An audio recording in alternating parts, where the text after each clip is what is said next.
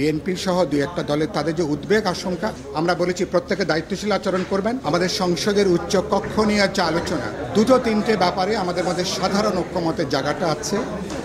কিছু কিছু দলের ভিন্ন মত থাকা সত্ত্বেও ওভারওয়েলমিং মেজরিটি তারা সংসদের নিম্ন কক্ষের পাশাপাশি উচ্চ কক্ষ যে গঠন করা দরকার সরকারকে জবাবদিহিতার মধ্যে আনার জন্য, চেকস অ্যান্ড ব্যালেন্সের জন্য, যাতে কোনো স্বেচ্ছাচারিতা নিম্ন কক্ষে চালানোর কোনো সুযোগ না থাকে, বাংলাদেশকে আবার একটা কর্তৃত্ববাদী একটা জমানায় বাংলাদেশকে যাতে ফিরতে না হয়, সে কারণের জন্য সংবিধানের স্বেচ্ছাচারিতা, এককেন্দ্রিকতা, প্রধানমন্ত্রী কেন্দ্রিক যে গণতান্ত্রিক ক্ষমতা কাঠামো, যেটা আমাদের এখানে 90-এর পর থেকে এটা সংসদীয় স্বৈরতন্ত্রে যেটা পর্যবসিত হয়েছে, সেটাকে বন্ধ করবার জন্য, রোধ করবার জন্য সাংবিধানিকভাবে একটা গ্যারান্টি ক্লজ হিসাবে বলতে পারেন আমরা ক্ষমতার ভারসাম্য আনবার জন্য, জবাবদিহিতাটা নিশ্চিত করবার জন্য উচ্চ কক্ষের কথাটা আলোচনা হয়েছে। কিছু ব্যতিক্রম ছাড়া সাধারণভাবে একটা মতকের জায়গাটা আছে। 2 নম্বর হলো উচ্চ কক্ষে যে 100 আসন হওয়া দরকার, এ ব্যাপারে একটা সাধারণ ঐক্যমতের জায়গাটা আছে, যেটা ইতিমধ্যে হয়তো আপনারা শুনেছেন। দ্বিমতের জায়গাটা আমরা যেটা বলেছি, নিম্ন কক্ষের প্রাপ্ত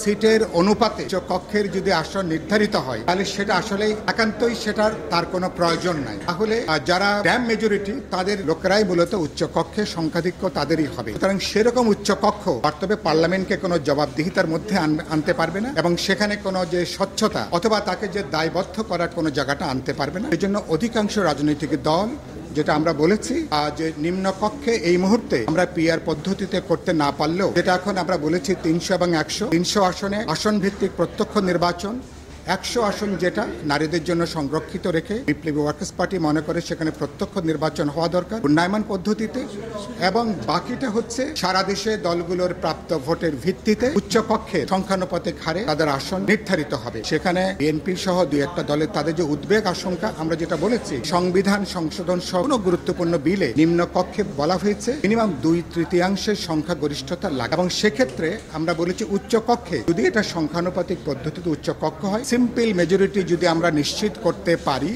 তাহলে উচ্চ কক্ষেও তাহলে কোনো বিল কিন্তু আটকা পড়বে না।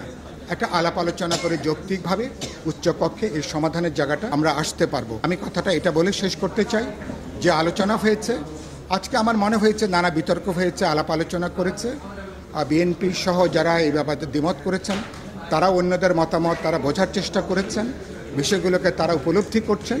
আগামী 2 দিন যেহেতু ঐক্যমত কমিশনের আলোচনা হচ্ছে না, তারা দলে কথা বলবেন, আলোচনা করবেন। আমরা আনুষ্ঠানিক অনানুষ্ঠানিকভাবে আলাপ আলোচনা করে আগামী 2 তারিখে সকাল 10:30টায় যখন আমরা আবার আলোচনা করব, আমি এখনও আশাবাদী হতে চাই যে আমরা সকালবেলার যে গুরুত্বপূর্ণ আলোচনা সাংবিধানিক পদের নিয়োগের ব্যাপারে, সে ব্যাপারে যেমন আমরা একটা ইতিবাচক মতামতে আসতে পারবো, এবং একই সাথে উচ্চ কক্ষের ব্যাপারেও আমরা হয়তো একটা আলাপ আলোচনা করে বোঝাপড়ার জায়গা আসতে পারবো। এই 2-3টা ব্যাপার যদি নিশ্চিত করা না যায়, যে উদ্দেশ্যে এই কমিশন গঠন করা, যে উদ্দেশ্যে আমরা এবারকার সংস্কারের আলোচনা, রিফর্মের এজেন্ডা, এটা আসলে শেষ পর্যন্ত বলে না পর্বতের মুশিক প্রসব, এটা যাতে না হয় আমরা বলেছি প্রত্যেকে দায়িত্বশীল আচরণ করবেন, দলে কথা বলবেন, আলাপ আলোচনা করবেন।